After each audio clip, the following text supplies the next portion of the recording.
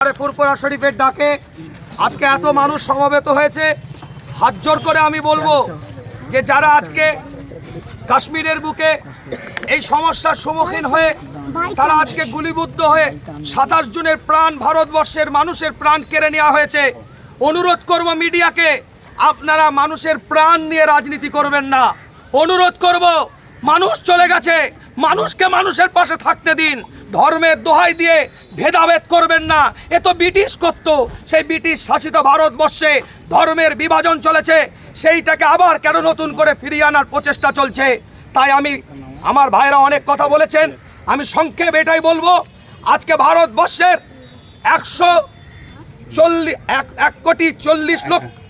140 কোটি লক্ষ মানুষ এক জায়গায় দাঁড়িয়ে, এক প্ল্যাটফর্মে দাঁড়িয়ে কাশ্মীরের বুকে যারা ক্ষতিগ্রস্ত হয়েছে তাদের পক্ষে, সন্ত্রাসীদের বিপক্ষে কথা বলে সমাজের বুকে আবার নজির তৈরি করতে হবে।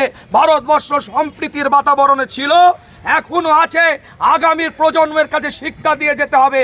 জাতি ধর্ম নির্বিশেষে সর্বজাতের মানুষ এক প্ল্যাটফর্মে দাঁড়িয়ে নিরীহ মানুষের পাশে যদি কেউ অত্যাচার করে তার বিপক্ষে লড়াই, এবং নিরীহ মানুষের বিপক্ষে যারা অত্যাচার করছে তাদের বিপক্ষে আমাদের লড়াই হবে।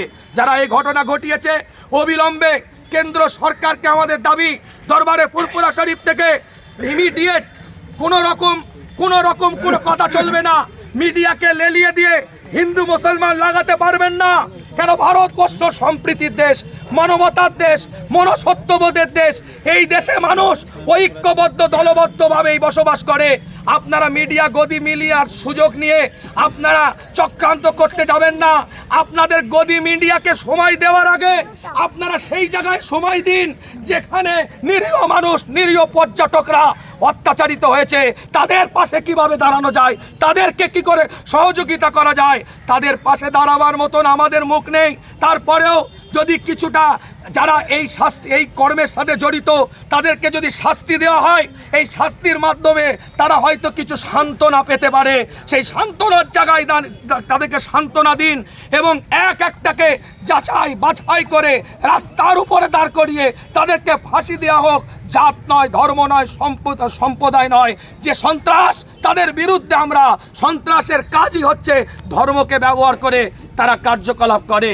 তাই বিগত দিন আমরা দেখেছি ওই কাশ্মীরের বুকে আসিফাকে রেপ করা হয়েছিল একটা মন্দিরের মধ্যে। তারপরে কি আমরা মন্দিরের পুরোহিতদেরকে খারাপ বলবো? না, তারা পুরোহিতের পোশাক পরে তারা সন্ত্রাসী করেছে, তাদের সন্ত্রাসের বিরুদ্ধে আমরা, কোনো সম্প্রদায়ের বিরুদ্ধে আমরা নয়। তাই আসুন, সেদিনেও যাদের এই কর্মকাণ্ড হয়েছিল তাদের প্রতিও জাস্টিস হোক। আজকেও যারা ধর্মকে সামনে রেখে সন্ত্রাসী করেছে তাদেরকেও আজকে যথাযথ শাস্তি দিয়ে ওপেন রাস্তার উপরে তাদেরকে বিরাস ফায়ার করে মারা হোক। এই চিন্তা পরবর্তীতে যেন কেউ ভাবতেও ভয় করে। ভাইজান, জঙ্গিদের ইসলাম প্রশ্রয় দেয়, কি বলবেন?